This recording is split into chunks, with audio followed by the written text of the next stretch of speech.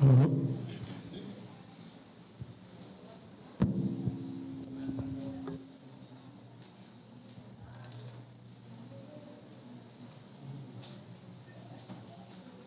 aló, El último. El último. Vale un poquito. aló, aló, Baje. aló, aló. Aló ahí. Amén. Buenos días para todos. Dios les bendiga.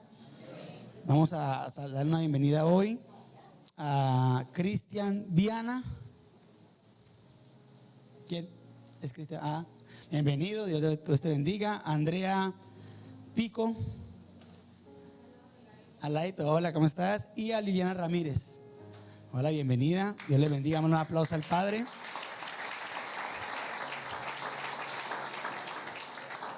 Está de fiesta los cielos con nosotros, amén. Vamos a compartir una palabra hoy. Yo quiero hablar un poco, estaba preparando el tema, ¿sí? De que me permitieron compartir la palabra el día de hoy, preparando el tema y el tema que deseaba yo preparar no fluía. Entonces empezó a hablar al Espíritu Santo, que qué quería él, y me llevó un salmo que esta semana hemos trabajado en la mañana, estamos haciendo devocional en las mañanas, en la casa donde yo vivo, y hemos trabajado esta palabra. Entonces me la trajo a memoria y empecé a leerla y fue impresionante porque empezó a fluir la palabra y espero que el mensaje que me llegó en el momento en que la leí nos llegue a todos nosotros el día de hoy, amén. Porque no sé si, yo siempre les he comentado a ustedes que a mí me gusta mucho leer, me fascina leer. Yo no sé qué es la escatología, no he podido comprender qué es eso, no me he puesto a investigar bien, no la he estudiado. Sé que el estudio de los fines de los tiempos, pero no sé en sí la ciencia en qué se enfoca, ¿sí? Porque es fácil leer Apocalipsis y revelarla como yo quiero. El problema es saber qué quiso decir Dios al revelarle eso a Juan, ¿sí? Esa es la escatología verdadera, el conocer qué le quiso decir Dios y por qué he venido como inquietándome por eso, porque no es extraño o no es ajeno a todos los que conocemos a Dios que estamos viviendo ya esos tiempos, ¿sí? No podemos seguir diciendo como que en el tiempo de Dios y cuando Dios venga por su iglesia, porque ya Él está ahí. No sé si han leído, hay un satélite en el espacio que es uno de los satélites más potentes que en este momento tiene la ciencia en el espacio, que llama el James Webb. Creo que no sé pronunciarlo, pero más o menos sé que se escribe así, James Webb, que ha tomado fotos a galaxias muy lejanas que no se conocían. Y la última galaxia a la que le tomó una foto, cuando empezaron a acercarse, daba la forma de un reino. Y esas galaxias se mueven. O sea, la única galaxia a la que le ha tomado fotos, le tomó 3 fotos en un mes, y cada vez que le tomó una foto estaba más cerca. Y la galaxia tiene forma de un reino. Léanlo, búscalo en internet. Eso no puede ser casualidad. Porque lo que Dios o lo que Jesús viene a traer a esta tierra, ¿qué es? Un reino. Su reino, a establecerlo a esta tierra. Entonces no es casualidad que el cielo está dando señales y nosotros, la iglesia, todavía estemos como que... Y no sé en qué momento la iglesia se volvió un lugar donde solo hemos vuelto la iglesia como un hospital. Sí, se acabó ese amor primero. Yo estaba leyendo, antes de comenzar la palabra, estaba leyendo sobre el eunuco que iba camino hacia Israel, y en el camino iba leyendo sobre Isaías. Y Felipe es guiado por el Espíritu y llega donde este hombre, y me impresiona porque él nunca en su corazón tuvo el deseo de decirle, bueno, ¿y cómo puede Jesús hacerme sano de mi problema de ser eunuco? ¿Cómo puede volverme a crecer el miembro? No, él nunca le interesó su sanidad. Él quería conocer de Dios, quería conocer a ese Dios que hablaba Isaías. ¿Quién fue ese que sufrió tanto? ¿Quién fue ese que pasó ese dolor por toda la humanidad? Él quería conocerlo a él. Pero llegó un momento en la iglesia en que se acabó eso, y venimos a la iglesia por una situación siempre. Siempre que vamos a la iglesia porque yo quiero ir a ver si Jesús me soluciona, me abre una puerta, o si Jesús me sana una enfermedad que tengo, o si Jesús me soluciona este problema que tengo en el hogar con mis hijos y con mi esposo. Y se nos ha olvidado verdaderamente buscarlo por quién es Él. Imagínense cómo se sentiría usted si sus amigos solamente lo buscaran porque usted era un hombre de dinero, que le puede solucionar los problemas y que tenga a la mano una empresa para darles empleo. Yo me sentiría muy incómodo tener amigos así. Pero la iglesia se hace llamar amigo de Dios, se hace llamar los hijos de Dios, pero lo estamos buscando simplemente muchas veces por interés.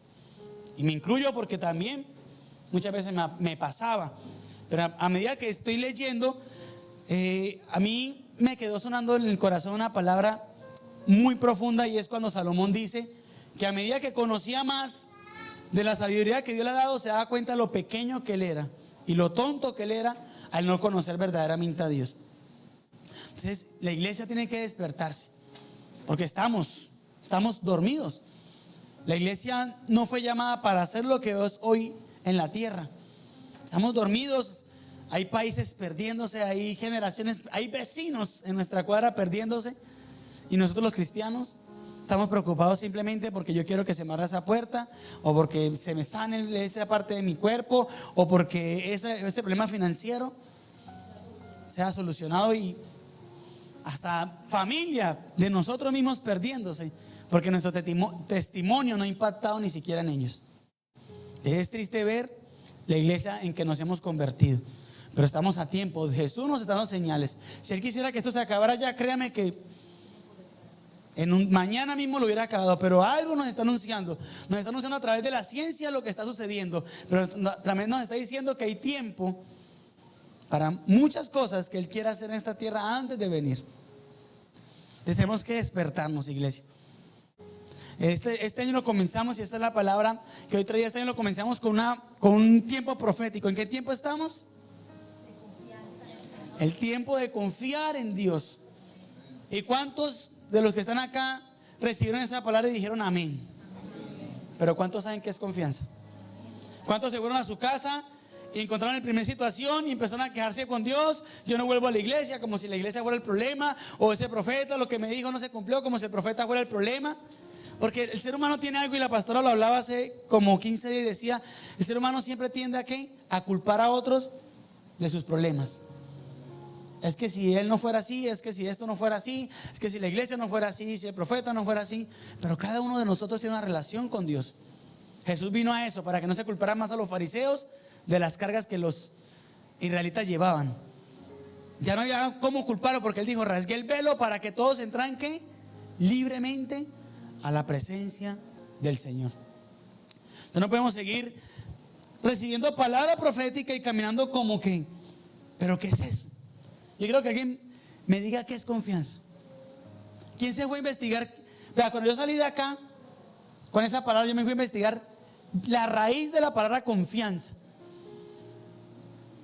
Porque escuchar la palabra es bien, y creer que es lo que yo creo que significa. Pero ¿qué es verdaderamente la confianza? Si Dios nos manda una palabra, porque es que Dios no habla como nosotros. Las raíces de la palabra de Dios vienen de su fundamento, de lo que es Él, de su naturaleza, no de la naturaleza humana. Cuando Él envía una profecía, no viene como nosotros creemos que es, viene como Él dice que es. ¿Cuántos de acá se fueron y investigaron qué es confianza? Bueno, amén, la pastora, pues sí, obvio. Su don se lo exige. Sí, porque eso nos lo exige a nosotros. El don de querer estudiar y querer saber nos da la inquietud. Entonces les voy a hacer hice la tarea por ustedes. La confianza viene de una palabra que se pronuncia confidentia, ¿sí? Así como se confidentia, con T al final. Y dice que se divide en dos prefijos. El primero es con, que significa todo. Con es todo. Y fides, que significa fe infinita, o creer sin dudar. O sea, no hay en esa palabra fides no hay cavidad para la duda. Mire, escuche lo que usted se llevó, la profecía o la palabra profética que usted se llevó para su casa.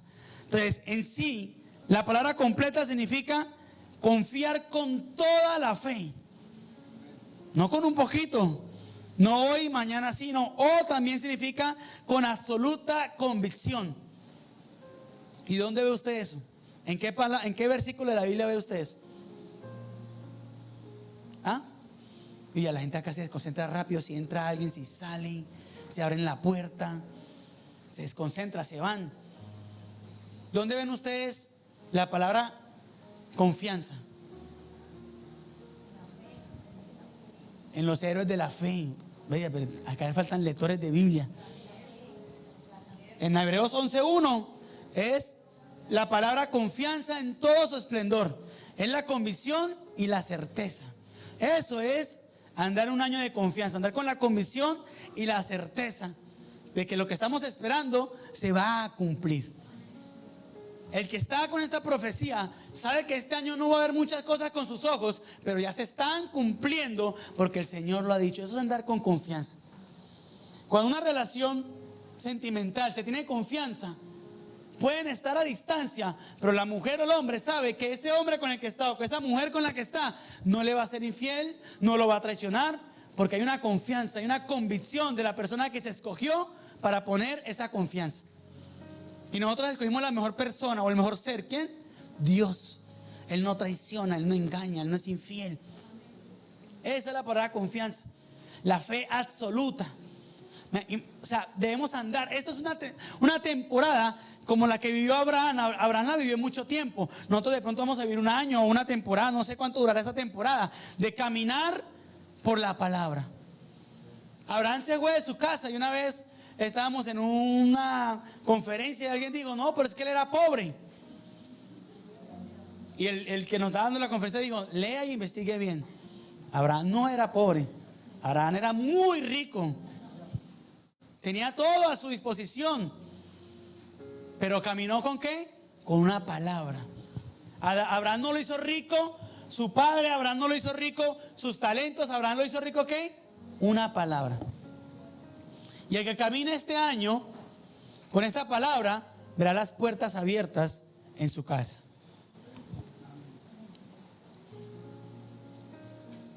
Amén. Y quiero hoy que todos abramos la palabra del Señor en el versículo o en el capítulo más impresionante de la confianza en Dios. Este capítulo en todo su esplendor habla de confiar en el Señor. Y lo hizo un hombre que lo vivió, que lo demostró. Los únicos hombres, les voy a decir y leanlo, investiguen la Biblia. Ayer lo hablaba con Vanessa y me comentó algo que ella estudiaba y me llamó la atención. Y los únicos hombres que vivieron bajo la confianza de Dios, escuchen esto para todos, que vivieron bajo la confianza de Dios, tuvieron un pacto con Dios. Abraham, Noé, Moisés, David. A ellos se les dio un pacto con Dios. Si usted lee en la palabra del Señor, Dios no volvió a hacer pactos, o no los hacía con todo el mundo. Y aunque había hombres muy entregados al Señor, como Elías, como Eliseo y como muchos, pero cuando usted ve que Dios hace un pacto con un hombre en la tierra, es porque su confianza estuvo puesta en él, y todos abandonaron todo por él. Abraham, Noé, Moisés y David lo abandonaron todo por él. Su comodidad, sus placeres, su amor propio, todo lo abandonaron por él. Entonces el que quiere vivir esta temporada tiene que irse a vivir como ellos vivieron. Porque la iglesia tiene un problema grave y lo vamos a hablar en medio de la palabra. Yo quiero que hablen su Biblia en Salmos capítulo 23. El salmo del amuleto, el salmo que está en la mitad de la sala, el salmo del polvado se le dice. El de la hoja amarilla, porque siempre está ahí abierto, entonces ya tiene la hoja amarilla la Biblia ahí en el Salmo 23. Toda blanquita menos esa. O el 91, que es el de protección para otra. ¿Y cuántos lo hemos recetado? ¿Cuántos se lo saben? Levanten la mano, ¿cuántos se lo saben? ¿Cuántos lo viven? Amén. Bueno, vamos a ver hoy si lo vivimos. Como el Padre me lo reveló a mí. No sé cómo se lo reveló a usted, pero vamos a ver si lo vimos de cierta manera, como el Padre me lo habló a mí, a ver si todos lo vimos de esa manera. Porque quiero que todos lo recetamos, lo leemos, y cuando estamos caminando en medio de la calle en una noche oscura y tenemos miedo, ahí lo tenemos en la mente y Señor es mi pastor, nada me faltará. Pero leemos, es vivirlo, porque la palabra no se escribió para sabérsela. La palabra se escribió ¿para qué? Para vivirla, para vivir a través de ella. Y el salmo empieza así. Versículo 1, vamos a leer los 6 versículos y vamos a trabajar sobre los 6. Versículo 1 dice: Jehová es mi pastor, nada me faltará. Hay otra Biblia, otra versión, creo que era una traducción viviente, que dice: y tengo todo lo que necesito. Y la iglesia tiene ese problema enorme, ¿verdad? De irse a la promesa, pero no irse a la condición que debo tener para la promesa. Porque ustedes decimos: Jehová mi pastor, y pasamos eso rapidito, y nada me faltará. Yo sé que nada, ahí nos concentramos, ¿verdad? En nada me faltará, en todo lo tengo. Pero la primera estrofa de este versículo es la clave para que nada me falte. Jehová es mi pastor. Y para que Él sea un pastor, yo tengo que hacer ¿qué? Una oveja. Y es ahí la clave para que este versículo se cumpla en mí. David sabía de memoria que era ser una oveja, porque él ya era un pastor experimentado. Dicen que hay 3 etapas donde él pudo escribir este salmo, porque no hay un tiempo como tal donde se pueda identificar cómo lo escribió. Dice que fue la etapa de su juventud, después de haber recibido la promesa de ser rey y vivir todo el tiempo como con las ovejas. También dice que fue la etapa de la persecución de Saúl, ¿verdad? Donde también estuvo perseguido por un hombre, ¿sí? Pero aún así estuvo protegido por un Dios. O también dice que fue la etapa ya en su vejez, donde conoció todo lo que Dios podía dar, donde fue sacado de toda su angustia y ahora vivía un poco cómodo y un poco en paz, que ya fue lo último, cuando ya casi Salomón iba a ser rey. Entonces, en esas 3 etapas, cualquiera que sea, si usted se pone a profundizar en esas etapas de David, se va a dar cuenta que cualquiera de las tres, hablar de lo que él está hablando acá, no era fácil. Entonces, cuando él dice Jehová es mi pastor, él dice yo soy una oveja. Y los cristianos tenemos ese problema de querer el resultado, pero no vivir el proceso. ¿Cuántos quisieran ser usados como Pablo? Ninguno. Bueno, ¿cuántos quisieran ser usados como Pedro? Ver las cosas que vio Juan, profetizar como Elías. Pero ¿cuántos quisieran vivir lo que ellos vivieron? ¿Cuántos quisieran pasar por donde ellos pasaron? Porque es fácil querer el fruto, pero el problema es vivir el proceso. Ser procesado como ellos fueron procesados. Porque para llegar al punto de decir como Elías que no haya lluvia y la lluvia se estanca, hay que llegar al punto de vivir como él, lejos de su casa, en cuevas, apartado de todo lo que era placer, para acercarse solamente ¿a quién? A su Padre, a su Creador, a su Señor. Entonces David nos habla acá. Sí, una oveja tiene todo lo que necesita, pero cuando aprende a ser ¿qué? Oveja. Los pastores en los tiempos de David había algo, y era una contienda pastoral. No sé si David la tuvo, pero normalmente había una contienda pastoral. Cuando un pastor llegaba a un pasto para alimentar a sus ovejas, y llegaba la oveja de otro redil, él no alimentaba a la oveja de otro redil. Él primero alimentaba a sus ovejas, las hacía crecer, les daba, y si sobraba, le daba la oveja de otro redil. No sé si David lo tuvo, pero los pastores del tiempo atrás te daba. Por eso, cuando Jesús vino, él dijo: hay ovejas que no son de este redil, pero yo también las voy a tomar a mi redil y las voy a traer hacia mí. Entonces, David lo que nos quería decir era: para yo poder tener todo lo que tengo, toda la alimentación, todos los bienes, todo lo que necesito, tengo que aprender a ser oveja. Y la oveja tiene 3 cualidades que como cristianos tenemos que aprender a tener en nuestro corazón. La primera cualidad de una oveja es que la oveja puede estar donde sea y puede escuchar 1000 voces, pero siempre reconoce la voz de su pastor. Tiene una memoria tremenda. Dice que la oveja es uno de los animales más inteligentes, aunque no lo parezca. Su cerebro se asemeja al de un ser humano. Por eso cuando usted ve que van a hacer proyectos de clonación o proyectos de incorporar chips para después probar los humanos, primero lo ponen ¿en qué? En ovejas. Porque su cerebro se asemeja al de un ser humano. Tiene memoria, tiene reconocimiento. Entonces lo primero que hace la oveja es reconocer la voz del pastor. Él sabe quién es su pastor y obedece a su pastor. Mire, usted se puede parar frente a la oveja que ya estén formadas por su pastor y decirles que se corran, que se vayan, y no se mueven. Y usted las puede llamar y no vienen. Pero si el pastor habla, de una vez obedecen. Vi videos en internet y es impresionante. Reconocen hasta si él tiene un gesto hacia ellas. Por eso muchos de los pastores crean un gesto de comunicación, algo como oh, sí, algo así, que solamente reconocen cuando él lo dice. ¿Sí?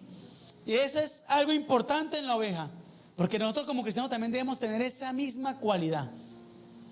¿Y cuál es la cualidad? Reconocer la voz de nuestro pastor cuando él nos habla. Y es un problema que la iglesia hoy en día no ha podido solucionar. Estamos acostumbrados a escuchar la voz de que todos nos guíen, Si debo tomar una decisión, y está bien, no estoy diciendo que esté mal, pero ya la iglesia debe llegar a otro nivel. La labor de un pastor, de un profeta, es llevar a su pueblo a que escuche la voz de Dios, a que reconozca a su Señor. Pero la iglesia se ha mantenido tan pequeña que no se mueve por escuchar la voz de Dios, sino que tiene que buscar confirmaciones y confirmaciones y confirmaciones. Y el pastor solamente habla una vez. Mire, el pastor solamente habla una vez, y la oveja que no obedezca su llamado la trae con la vara. Solamente habla una vez. Y a la que no reconozca con su llamado en el momento, la oveja que se quede, ¿por qué la trae con la vara? Porque es una oveja que todavía no ha sido formada. Entonces, ¿qué quiere decir? Que esta oveja va a aprender que cada vez que escuche la voz del pastor y no haga lo que hacen las otras ovejas, o no haga lo que el pastor está ordenando, va a recibir varita. Señora. Y esto es importante en el pueblo del Señor. Para yo tener todo lo que tengo, porque cuando el pastor hace un llamado a sus ovejas, es porque algo les va a dar. Mientras que ellas están en el rebaño, es porque todo lo tiene en ese momento. Pero cuando él hace un llamado a las ovejas, es porque les hace falta algo que tienen ahí, que no tienen ahí, perdón, y que se los va a dar. Por eso hay muchos de nosotros en esta temporada que el Señor nos ha llamado a levantarnos en algo y no lo hemos recibido porque no estamos escuchando su voz, porque nos da miedo los cambios, nos da miedo salir del redil, del rebaño, nos da miedo enfrentarnos después de esa reja a lo que vaya a suceder. Por eso las ovejas solamente salen cuando el pastor las llama, porque saben, la oveja que reconoce la voz del pastor sabe que el pastor la protege, la guarda, la sustenta, y que si se cansa la cargará en sus hombros, pero no la abandonará. Por eso esa oveja nunca sale con otra voz, porque no sabe otra voz que le puede hacer. Pero cuando le habla a su pastor, sabe lo que ese hombre es capaz de hacer por ellas. Por eso reconocen la voz de su pastor y lo aman y se entregan completamente a él. Mire, las ovejas son tan obedientes a la voz del pastor que si el pastor les da la señal de caminar y las pone frente a un peñasco y le siguen la señal, caen al peñasco. No retroceden, no miden el peligro, porque la voz de su pastor les da confianza, les da paz, les dice: no les voy a hacer daño. Por favor, vamos a poner en silencio todos los celulares. Entonces, la primera cualidad que tiene una oveja para obtener todo lo que necesita es escuchar la voz del pastor. ¿Cuántos en este año de la confianza, en este tiempo de la confianza, Dios los está incitando, los está llevando a salir del redil, que ya no les está dando alimento, pero les da miedo pasar la reja, les da miedo escuchar la voz del pastor? Y están viviendo hoy consecuencias. Y preguntan: ¿por qué? Porque la varita también te enseña a ti a escuchar y a caminar. De algún modo vas a salir, o con varita o con la voz. Pero este año de que salimos. Ya Dios no tiene tiempo para esperar. Y por amor a nosotros es que está haciendo lo que está haciendo. Lo segundo que tiene la oveja y que por eso recibe todo lo que necesita es: guarda los rostros. Usted sabe que una oveja puede reconocer el rostro de un pastor. Hay ovejas que llegan a cierto punto, ¿sí? Más adelante vamos a hablar de eso. Ellas sufren de una enfermedad en el oído por unos animalitos que las atacan, unos bichitos, y se le meten en el oído y empiezan a taponar el oído y llegan a un punto donde no escuchan ya. Y cuando la oveja no escucha, lo reconoce por lo que ve. Cuando la oveja siente que no escucha la voz del pastor, lo busca desesperadamente. Es donde el pastor se da cuenta de que está sufriendo de algo en el oído. Las peluquean, las mutilan todas y les hacen un proceso en el oído después de darse cuenta de eso. Pero lo reconocen por su vista, reconocen el rostro. ¿Y saben por qué? Porque han visto ese rostro dándoles de comer. Han visto ese rostro cargándolas cuando están cansadas. Han visto ese rostro curándolas cuando están enfermas o cuando se lastiman un piecito. Ese fue el rostro que les sanó el piecito. Son ¿a qué? Agradecidas. Y los cristianos nos olvidamos de eso. Hay cristianos que cuando están en lo alto no se acuerdan de quién le dio la mano cuando estuvo abajo.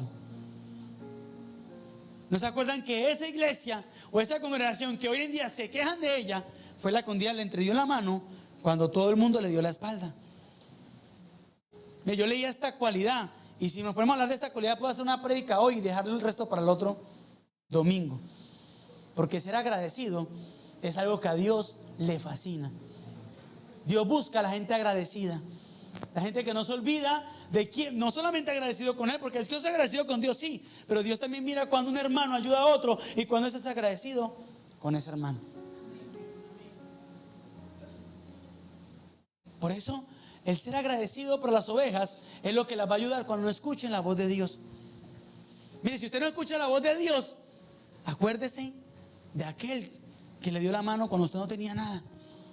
Porque a veces es que yo necesito tener una revelación de Dios para llevarle el mercado al hermanito que un día me dio la mano. Es que no sé si está pasando por un trato de Dios. Sí, no importa si está pasando por un trato, por un proceso, por una dificultad, por un mercado que tú le lleves, Dios no te va a castigar o no te va a cerrar la puerta. A veces llegamos a la misma iglesia, y el vecino que está en la cuadra y está pasando por un momento difícil y no le doy la mano y me acerco a la iglesia y digo, es que ya tengo un vecino. Sí, esto lo escuchaba aquella vez en una predica. Ya tengo un vecino que está pasando por un proceso, pero para que la iglesia le ayude, porque nosotros no somos capaces de meternos la mano y decir, un día tú me diste la mano, yo hoy te doy la mano a ti. La iglesia se olvida de ser agradecida, de reconocer los rostros que estuvieron cuando usted no escuchaba o cuando no escuchábamos la voz de Dios. El que me apoyó, el que me respaldó. Mire, yo aquel día hablaba con alguien que me decía, pastor, pero es que usted no llama, usted no pregunta. Sí, yo tengo esa dificultad y la estoy trabajando. Yo me crié solo. Sí, y para mí a veces es difícil pegarme en un teléfono y llamar a alguien. Pero él decía ya, pero si usted a mí me dice, necesito un favor suyo, créame que no voy a decir que no. Así, mira así. No voy a decir que no. De pronto, si estoy ocupado, a veces me acuerdo de la semana del favor, a veces al mes, pero nunca se me olvida que tengo que ayudar a alguien. Nunca se me olvida. Y así no tenga con qué. Sí, eso sí tengo. Sí. Si usted quiere un favor mío, recuérdemelo 10 veces en el día. Pero lo voy a hacer. Pero lo voy a hacer. Yo le decía a ella, no es que no quiera. Papá no habla casi. Si quiere hablar con papá y la pastora Mali, se lo recomiendo. Horas y horas ahí, eso. Pero conmigo a mí usted es movimiento. Yo me siento y le digo a la gente, vamos, levántese. Si yo lo veo a usted en la calle y lo veo mal, voy a parar, le voy a ayudar. ¿Sí? Esa es mi forma de ser agradecido con todo el que un día me tendió la mano. Porque nunca me olvido de un rostro que me ayudó. Nunca me olvido de un rostro que me ayudó. Porque sé que es pasar por el no tener nada. Sé que es pasar por el. Cuando uno sabe y uno ha vivido ese proceso, uno no puede olvidarse de ser agradecido con los que están viviendo hoy el proceso. No puede olvidarse de dar la mano a eso. Y no solamente a mi familia. Yo tengo familia a la que no le tiendo la mano en este momento, porque pongo por encima a gente que está apegada a Dios. Y no estoy diciendo que yo sea malo o que sea malvado. Simplemente Dios me ha puesto en el corazón ayudar ahorita a mi familia espiritual. Y ya me llevó a mi casa otra vez. Y estoy en una labor otra vez con mi familia. Y no es fácil, pero ahí estamos. Entonces, la segunda cualidad que una vez debe tener es ser agradecida. Nunca se olvide de un rostro que le tendió la mano cuando usted no era nada. Nunca se olvide de eso. Porque ese es uno de los actitudes que agradan al Señor. No sé si ustedes recuerdan el milagro de los leprosos.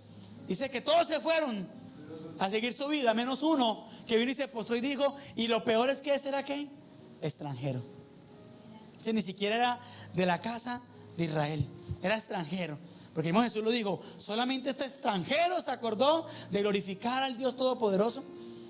Y dice, ahora como lo has glorificado, te has sido agradecido, no solamente serás sanado, ahora serás salvo.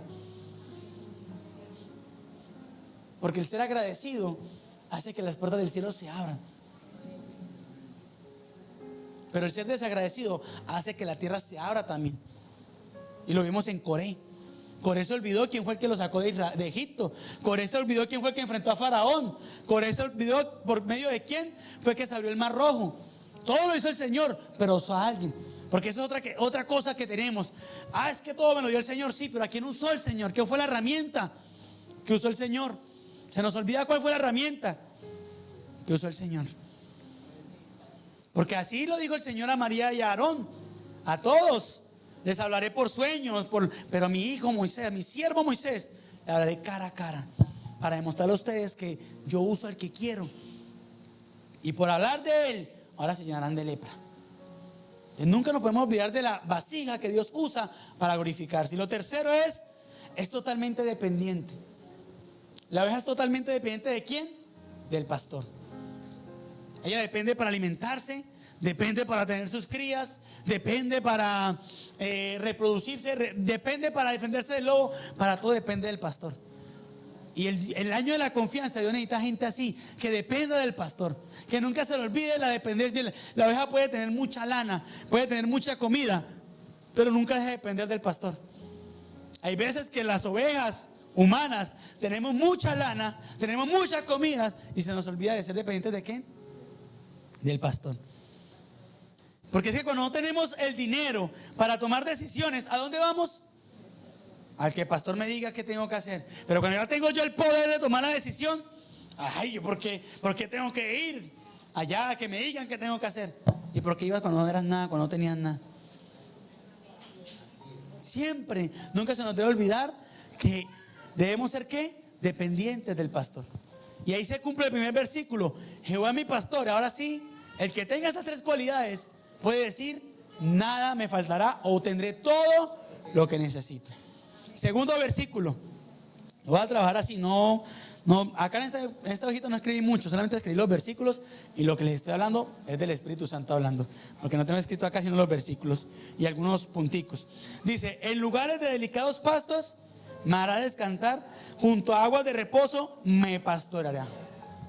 Mire, por eso le digo, cuando usted no profundiza en la palabra del Señor, usted lee esto y dice: en lugares de delicados pastos me hará descansar, y junto a aguas, ay Señor, sí, y está esperando los delicados pastos, pero no sabe que para llegar a los delicados pastos las ovejas, porque los delicados pastos no eran los que tenían el rebaño. Cuando había abundancia en el rebaño había comida, pero los delicados pastos era cuando venía la sequía. Los pastores tenían que caminar hasta 3 meses para darles de comer a las ovejas. Que eso fue lo que pasó con Moisés cuando se encontró con el Señor. Él se tuvo que ir de Madián, porque no había comida en Madián para las ovejas, y llegó hasta el Monte Oreb. ¿Usted sabe cuánto había de Madián hasta el Monte Oreb? Había más de un mes de caminata con las ovejas. Y no eran 10 ni 2 ovejas, eran 100, 120, 150 ovejas que los pastores llevaban. El rebaño más pequeño era de 100, el más pequeño. De ahí para adelante, entonces tenía que comprar a más pastores para que cada uno se encargara de 100 en 100. Los rebaños más grandes podían ser como los de Job, de 2,000 y 3,000 ovejas. Imagínese usted. Entonces dice que la confianza en las ovejas las lleva siempre a estar sustentadas en el final, en la promesa. ¿Cuántos de acá tienen una promesa de parte de Dios? ¿Y quién la está viendo con sus ojos? Con sus ojos. No me hablen por fe, háblenme con sus ojos. Vamos a hablar, como dice papá, la verdad. ¿Cuál es la verdad que está viviendo? Lo que la promesa que Dios le dio. ¿Sí? Amén. Toda la promesa que Dios le dio. No. Bueno, yo voy a hablar por mí. No la estoy viviendo, pero me sustento en ella. Yo no estoy viendo mi promesa completa. Si yo le mostrara a usted, yo tengo un papel que dice a dónde Dios me tiene que llevar, o dónde me quiere llevar Él, usted va a decir: pastor, pero eso está muy lejos, yo todavía no lo veo ahí. Y si es verdad, yo todavía no me veo ahí. Porque es que los delicados pastos era una promesa para la oveja. Cuando la oveja caminaba más de 3 días, ya sabía que el pastor le iba a llevar a un lugar frondoso. Después de 3 días, la oveja comprendía. Oigan bien esto: después de 3 días de caminata, la oveja comprendía que el final, el lugar donde le iba a llevar el pastor, era hermoso. Y empezaron a caminar a placer. Empezaban a caminar sin mirar atrás, solamente mirando al pastor. Como cuando ustedes, no sé, ¿cuántos de acá tienen perritos? Yo tengo un perrito, y cuando yo lo saco de la puerta, él sabe que ahí va a llegar al parque, y él corre y salta y me persigue y mira acá, porque él sabe el final del trayecto. De ahí al parque vamos a pasar por sol, vamos a pasar por una carretera destapada que hay afuera de nuestra casa, vamos a carretera por polvos, van a haber motos que lo van a poder atropellar, carros, pero él sabe que al final, ¿qué va a hacer? El parque. A él no le interesa la carretera destapada, a él no le interesa si viene un carro, una moto, una mula, no le interesa nada de eso. A él le interesa el final. Así son las ovejas. Después de 3 días, ellas saben que van a ir a un lugar de delicados pastos, y ellas caminan contentas, caminan alegres. A ellos no les importa que lleven 3 meses pasando por un desierto, 3 meses pasando por una sequía, 2 meses caminando lugares difíciles en su vida, que van a tener que ser cargadas. Muchas de ellas se van a desmayar en el camino, pero van sustentadas ¿en qué? En la promesa final. No se quedan a medias. Ninguna de ellas se quiere quedar a medias. Ninguna de ellas se quiere perder, porque van a llegar a un lugar de delicado pasto. Y empiezan a confiar en el Señor. Dice, cuando la oveja, cuando es cordero, saben que el cordero es el recién nacido, ¿verdad? Y la oveja ya es grande. La ponen cerca de una adulta, porque jóvenes no han recorrido el camino con el pastor y no saben cuál es el final. Pero las que ya han recorrido el camino van alegres, porque conocen a su pastor y saben que ese recorrido las llevará a lugares de manjares. Los delicados pastos siempre estaban lejos del lugar de los rebaños, y en tiempo de sequía eran los lugares perfectos para alimentar a las ovejas. Pero para llegar a esos lugares debían pasar por largos desiertos y caminos difíciles. Mire, cuando tú recibes una promesa del Señor, no pienses que los delicados pastos van a ser mañana. No pienses que las aguas de arroyos se van a revelar mañana para ti. Nunca pasa eso.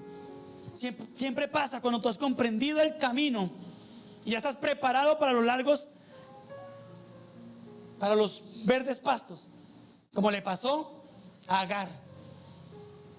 Mire, que nuestro papá predicaba sobre lo que Abraham le dio a Agar. ¿Usted sabe que lo que Abraham le dio a Agar fue una miseria para lo que el camino que ella debía caminar? Usted sabe que era un botellón, digámoslo, 5 o 6 litros de agua y 10, 20 panes en una bolsa para caminar un desierto de meses. Eso no era nada. Y usted puede decir, pero que Abraham sí era duro. No, era que Dios le iba a llevar a ella a un proceso para llegar a los delicados pastos. Porque cuando ya Agar estuvo confiada en su pan y en su odre, hasta que llegó el punto en que su hijo estaba ¿qué? A punto de morirse. Pero ahí fue que el Señor le dijo: Agar, ¿por qué estás triste? Levanta tu mirada, que lo que Abraham te dio no es nada lo que el Señor te tenía guardado acá. Abraham le dio un odre, pero el Señor le mostró una fuente de agua en la cual ella se podía alimentar. Y todo porque siempre estuvo sustentada en el final. ¿Ustedes sabían que Agar también tenía una promesa? Y con esa promesa fue que salió de la casa de Abraham. ¿Qué le había dicho el Señor a Agar? De tu hijo también haré generaciones, 12 príncipes sacaré de él. Porque es que Abraham era un hombre de promesas. Y aunque Agar no era su esposa, tenía el derecho a recibir la herencia de Abraham. Por eso si usted lee todos los hijos de Abraham, porque Abraham no solamente tuvo a Ismael y a Isaac, Abraham después tuvo 7 hijos más. Y todos ellos recibieron naciones, tierras grandísimas. ¿Por qué? Porque dentro de él había ¿qué? Una promesa. Por eso el que tiene promesa no se puede mezclar con cualquiera, porque por usted eso está siendo bendecido. Hay gente que está trabajando en lugares ajenos a su promesa, y esa empresa está prosperando, y usted no sabe que es por usted que esa empresa está produciendo. Usted no sabe que es por usted que esa persona que está cerca de usted está produciendo, o que se está multiplicando. Y dice la palabra: para yo poder llegar a esos delicados pastos, tengo que caminar los desiertos. Mire, no se frustre por el desierto que usted está caminando. No se frustre por el proceso que está pasando, porque al final usted tiene una promesa. Una oveja sabe caminar por una promesa. Ella sabe que después de 3 días el pastor no la va a llevar a su muerte, ni la va a llevar a ser derrotada. El pastor la va a llevar ¿a dónde? A la promesa, para poder alimentarse. No sé cuántos están caminando un desierto y dicen: el año de la confianza, pero yo no veo nada. De eso se trata. Pasa ese desierto, atraviésalo al otro lado, porque los delicados pastos van a verse, van a llegar. Tercer versículo: confortará mi alma, me guiará por sendas de justicia por amor de su nombre. Mire, este fue un versículo en que me quedé y dije: Señor, pero no sé qué quiere decir. Confortará mi alma. ¿Cuántos de acá anhelan que se haga justicia en algún caso de su vida? ¿Cuántos de acá le han orado al Señor: Señor, pero ¿por qué las cosas son así?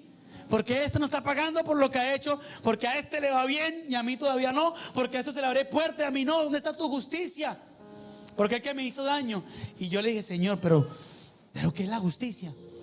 Y empecé a profundizar y me fui a la palabra hebrea justicia, y quedé impresionado con lo que es la justicia de Dios. Está lejos de nuestro concepto, lejísimos aún del concepto humano de lo que es la justicia, del que es juez. Está lejos de eso. Y trataba la palabra justicia para el Señor, trataba del cumplimiento del pacto sin importar el otro lado. ¿Qué quiere decir? Yo les voy a explicar.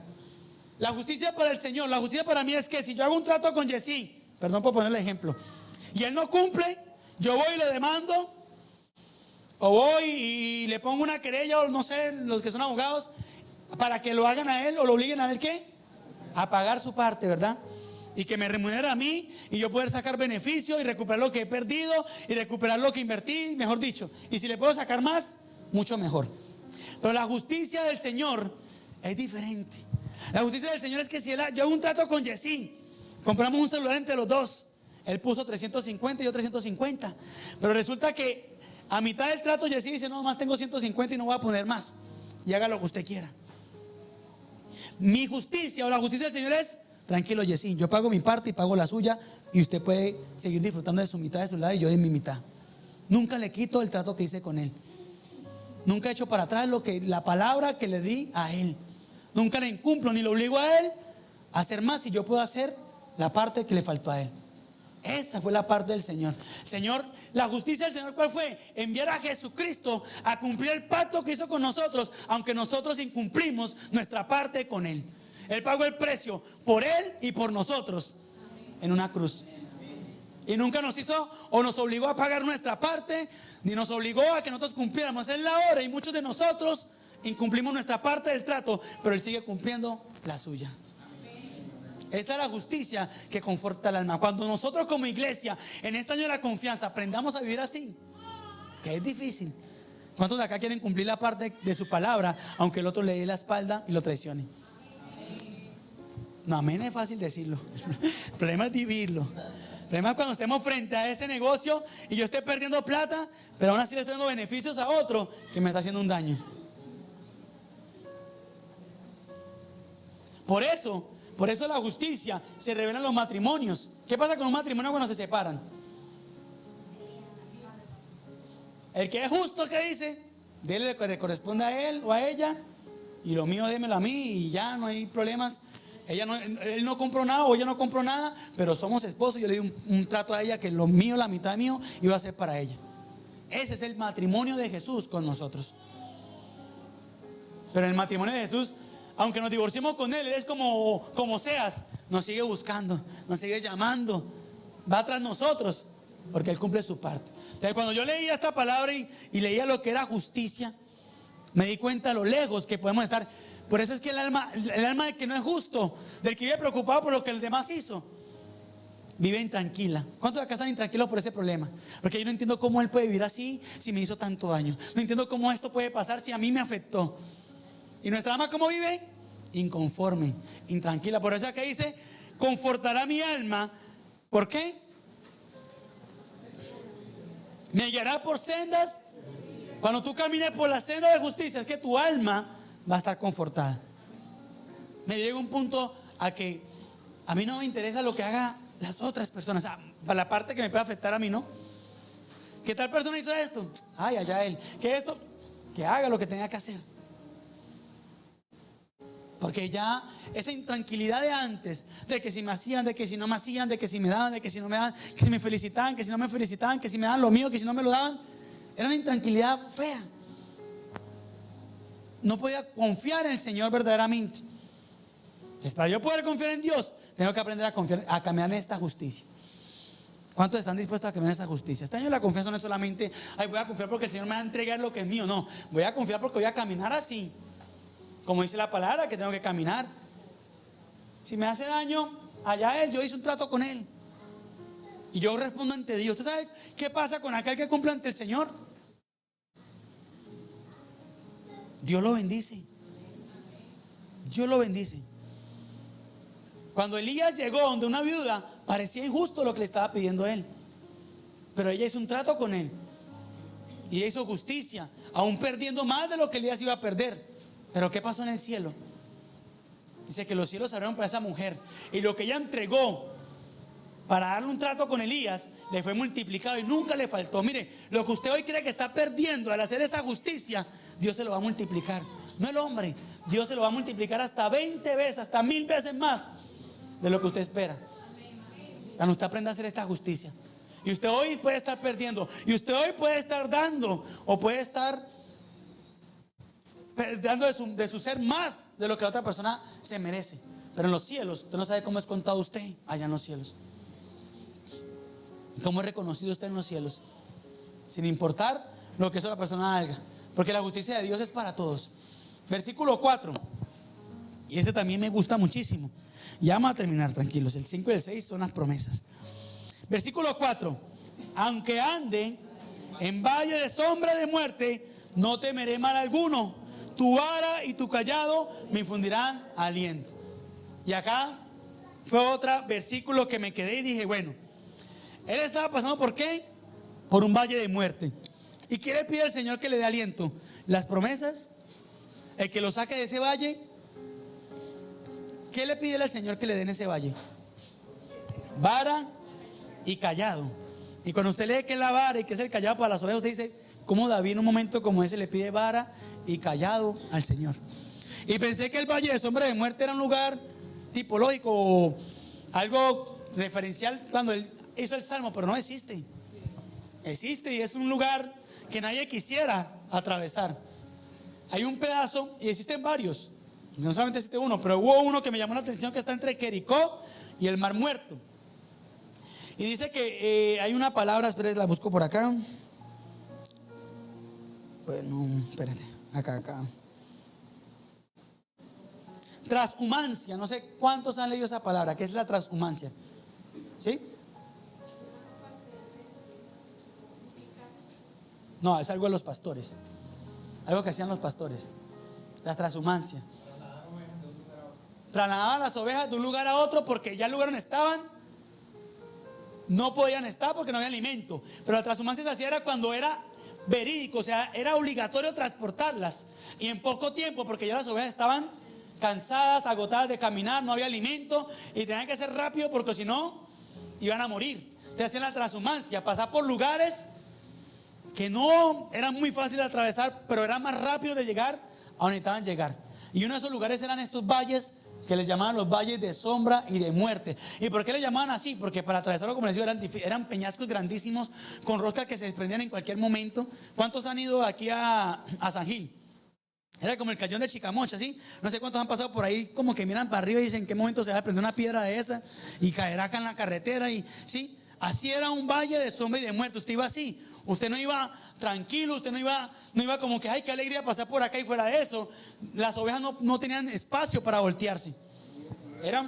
Era reducido, tenían que caminar derechito y el pastor tenía que estar muy pendiente porque en medio del estrecho podía haber un hueco y la oveja se tenía que caer. Entonces cada ciertos pasos contaban las ovejas, porque no se dan cuenta en qué momento caía una, porque como eran tan pegaditas, se desaparecía una y no se dan cuenta.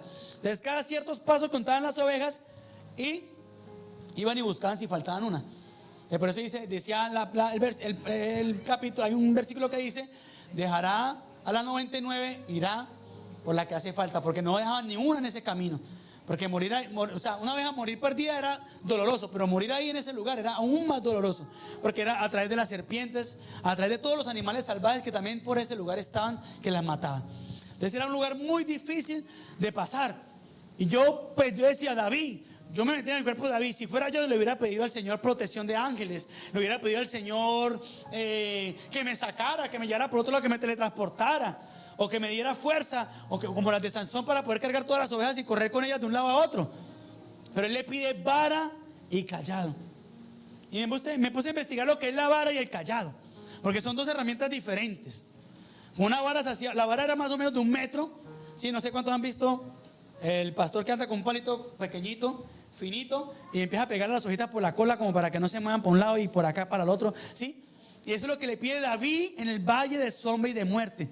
¿Por qué? Porque esta varita también, cuando la oveja estaba cansada, se le pegaban 2 varazos en la cola para que ella se levantara y siguiera caminando, como diciéndole vamos, como un aliento, vamos que tú puedes, vamos. O sea, David lo que le pedía al Señor en medio de ese valle era, yo me voy a cansar, yo me voy a agotar, va a ser difícil para mí el camino, pero que tu vara me diga, vamos que tú puedes, vamos que estoy contigo, vamos que no te he abandonado.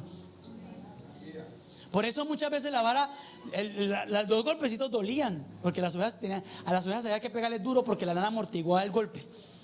Era muy difícil medir la fuerza con la cual pegarles, porque la lana amortiguaba el golpe y muchas veces no sentían. Entonces se les pegaba duro hasta que ellas sintieran. ¿Cuántas veces Dios ha hecho eso con nosotros? Y nos quejamos. ¿Por qué, Señor? porque este embarazo. Pero es que el embarazo no es para decirte estás haciendo las cosas mal, porque creemos que la vara de Dios es porque me estoy haciendo ¿qué? Las cosas mal. Porque ¿qué estaré haciendo yo que el Señor me hizo esto? ¿Qué hice mal, Señor? No. El embarazo de Dios muchas veces es: yo estoy contigo. Y aunque estés en esta prueba, este embarazo, yo estoy contigo y te estoy diciendo, vamos que tú puedes. Porque dice la palabra del Señor que Él no da más de lo que podamos soportar o resistir. Y tú le puedes decir al Señor: no me siento capacitado, no soy capaz. El Señor te dice: yo te creé, yo te formé. Dice hasta dónde puedes llegar. Y el cayado era uno más grande, más o menos medían 2 metros con 20. La mayoría, o el más pequeño, 2 metros con 20. Era como así de grande.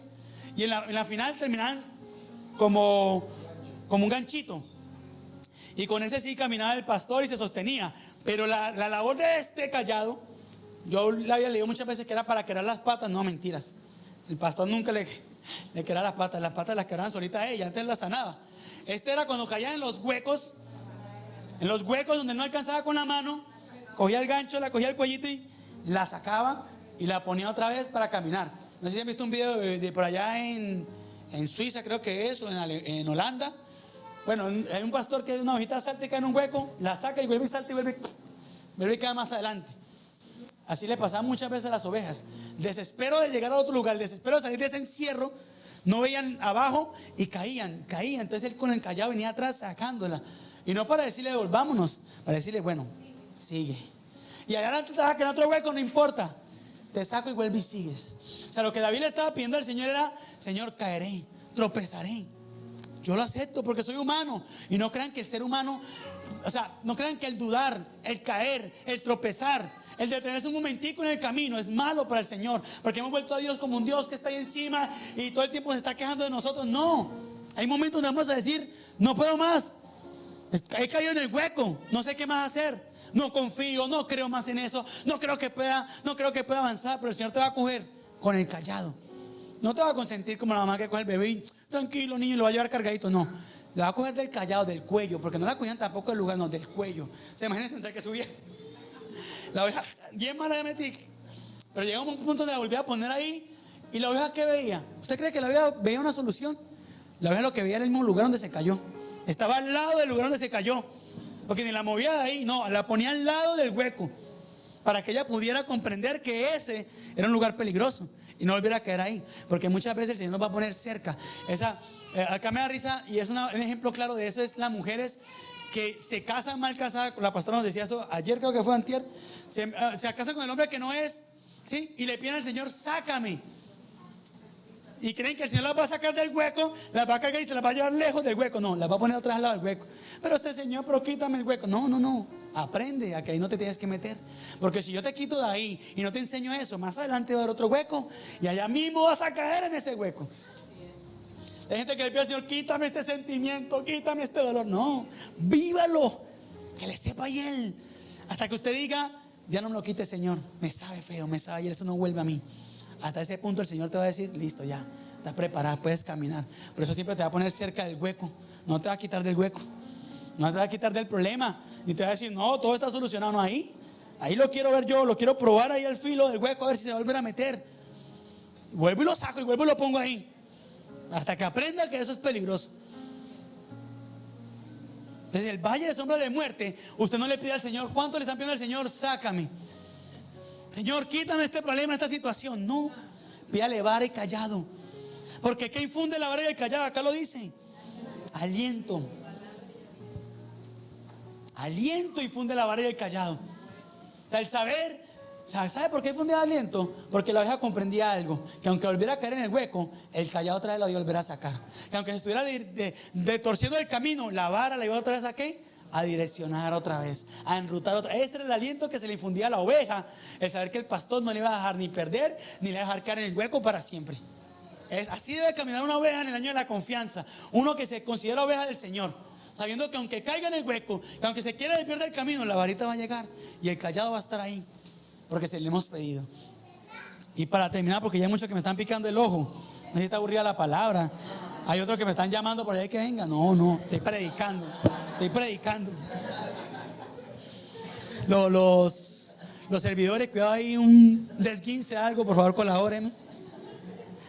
Versículos 5 y 6, la promesa del Señor para nuestras vidas. Después de vivir todo lo que, espero, iglesia, que comprenda que esto se cumple cuando lo que les dije anterior se viva. Esto se cumple cuando lo que les hablé se viva. Mientras que no aprendamos a vivir así, nunca le va a poder usted decir al Señor: Jehová mi pastor, tengo todo lo que quiero. Mientras que usted no aprenda a vivir como oveja, usted puede decir al Señor: dame, dame, dame. Pero el Señor no alimenta cabras, el Señor alimenta ovejas. La cabra viene y come y se va, se pierde en la montaña y se vuelve a ver por allá cuando tiene hambre otra vez. Pero el pastor el pastor no se enamora de las cabras, se enamora de las ovejas. Él ama a las ovejas. Mira, la relación del pastor y la oveja es tan fuerte que aún el pastor, con ver la oveja, puede reconocer cuál es, diferenciar a las demás, saber qué tiene, si está mal, si está pasando por un momento difícil, si está afectada. Dice el 5: aderezas mesas delante de mí en presencia de ¿qué? De mis angustiadores. Unge mi cabeza con aceite, mi copa está rebosando. Yo digo, bueno, ¿eso qué tiene que ver con ser oveja? Resulta que cuando el depredador venía a atacar a una oveja y le veía comodidades, no sé, el mundo animal es un mundo inexplorable. Uno tiene que leer mucho sobre todos los animales. Usted sabía que el que es presa tiene el ojo hacia un lado y el que es cazador lo tiene hacia abajo. ¿Sí? Usted sabía que la que es presa tiene los ojos a los lados y el que es cazador los tiene a frente. O sea, Dios hizo el mundo perfecto, perfecto en todo su esplendor. Cuando un cazador va hacia una oveja o hacia un redil y ve que en el redil hay comodidades, el cazador sabe qué hace, o el depredador sabe qué percibe dentro de sí. Lo están protegiendo. Tiene un pastor. Por eso, cuando va a atacar esos rebaños, es más sigiloso. Cuando él está en el campo, usted ve que el león viene y ataca a su presa y se la come. Pero cuando un león llega a un lugar donde ve madera cubriendo el rebaño, donde ve alimento frente al rebaño, donde ve comodidad para el rebaño, ¿sabe qué piensa? ¿Qué percibe el depredador? Este tiene un pastor y tengo que ser sigiloso, porque si despierto al pastor, no tengo presa. Por eso David le pedía ¿qué? Por eso entendí lo que él le pedía ahí: adereza mesas delante de mí en presencia de mis angustiadores. Que ellos vean que yo tengo un pastor y que si se van a meter conmigo, no va a ser conmigo que van a pelear, van a ser con el que me protege, con el que me da abundancia en mi mesa, con el que me guarda. Por eso yo a veces recitaba este versículo y le decía para que los demás se den cuenta del Dios que yo tengo, pero con ese estilo ay, que vean, sí, de arrogancia, que vean. No es eso. No era eso, era para que sepan que yo tengo un pastor. Y aunque yo soy indefenso, débil, el pastor que me guarda a mí es capaz de hacerse matar por protegerme a mí. El pastor que me guarda a mí tiene escopetas si es necesario para espantar al depredador. Por eso él lo decía ahí: adereza mesa delante de mí. Yo decía, pero como David, un hombre con el corazón conforme a Dios, dice que todo el mundo vea su riqueza. No, lo que él quería era que vieran que él tenía un pastor que lo guardaba. Que lo vieron un día metido en una cueva huyendo, pero que al siguiente día lo vieron sentado en un trono, pero aún así él tenía un pastor que lo guardaba. Que aún siendo rey para ir a la guerra, había un pastor que lo guardaba. Eso es lo que significa adereza mesa delante de mí. Y dice: unge mi cabeza con aceite, mi copa está rebosando. Lo segundo, eso de ungir la cabeza con el aceite. Les hablé un pedazo atrás que las ovejas sufrían de una enfermedad, ¿verdad? Unos animalitos pequeñitos que buscan metérsele por el oído para devorarlas por dentro y matarlas. Entonces, ¿qué hacía el pastor cuando estos? Porque era una temporada en que los animalitos, los habichuchos, se levantaban y empezaban a buscar las ovejas. Era una temporada, un mes, ellos sabían qué mes. Entonces, ¿qué hacía el pastor? Compraba mucho aceite de oliva, muchísimo, y las ungía todas en la cabeza.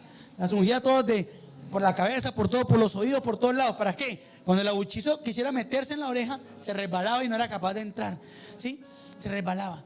Ahora, ¿qué hace referencia en nosotros? Para llegar a la confianza con el Señor, van a llegar temporadas. Oigan bien esto: temporadas donde habichuchos van a querer entrar a nuestro oído. ¿Qué son habichuchos? Palabras, chismes, murmuraciones, pensamientos del enemigo, comentarios.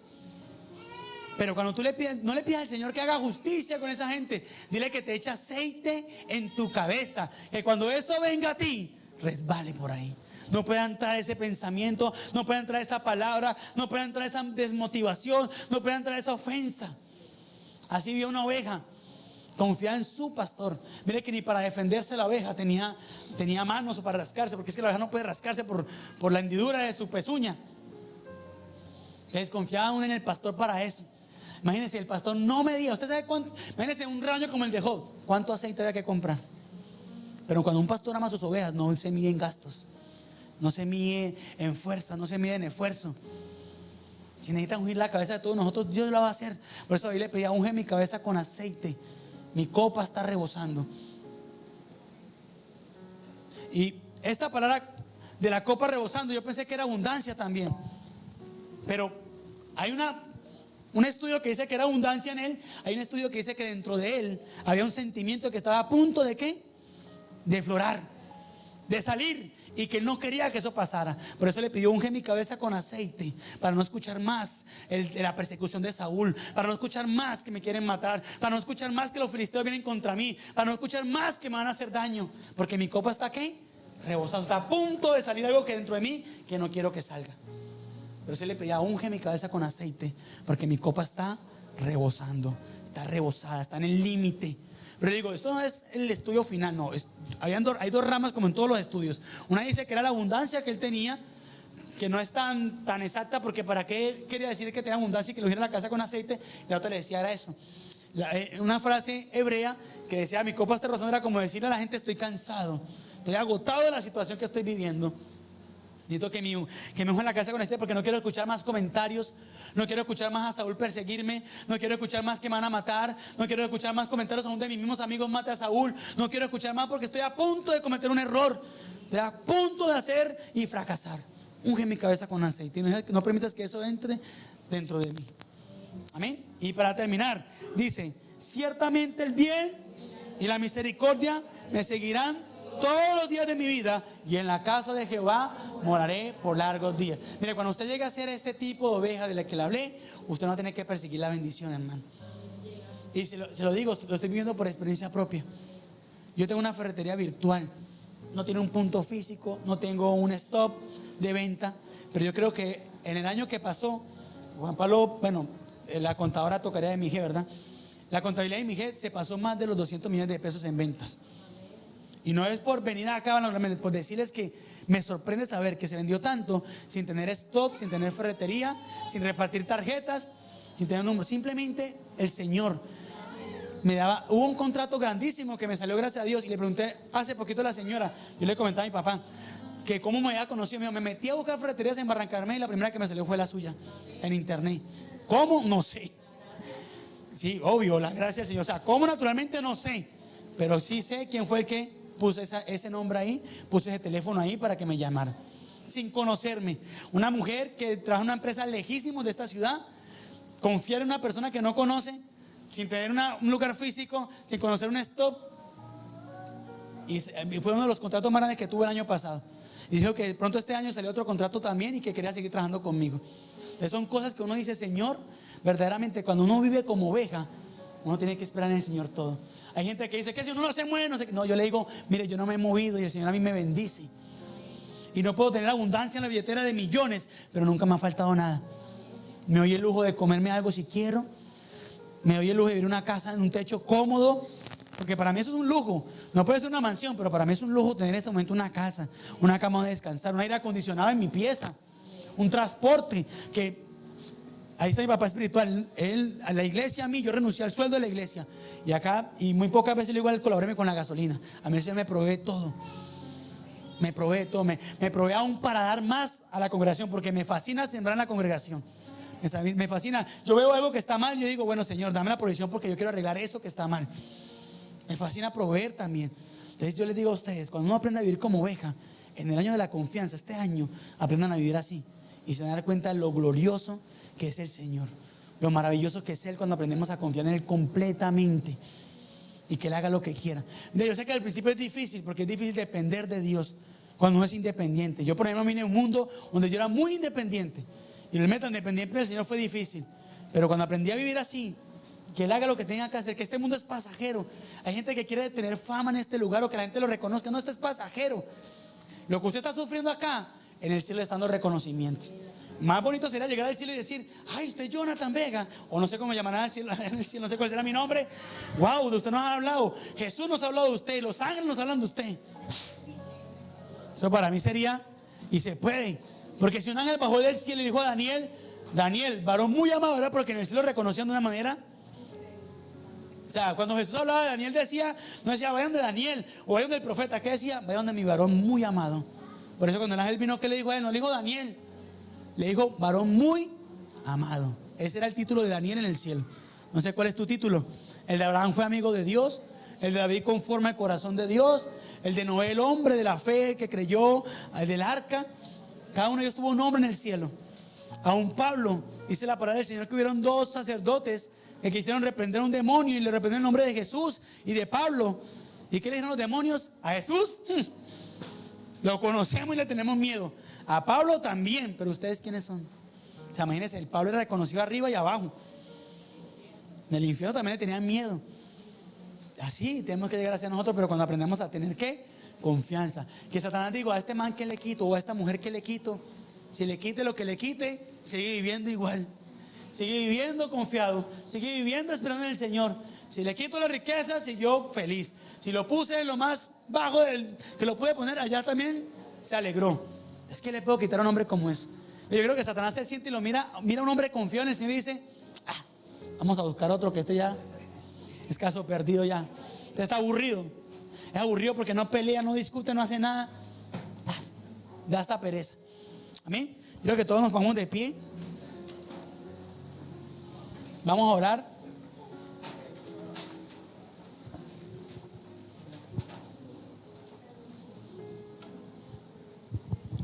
Yo quiero que todos cierren los ojos.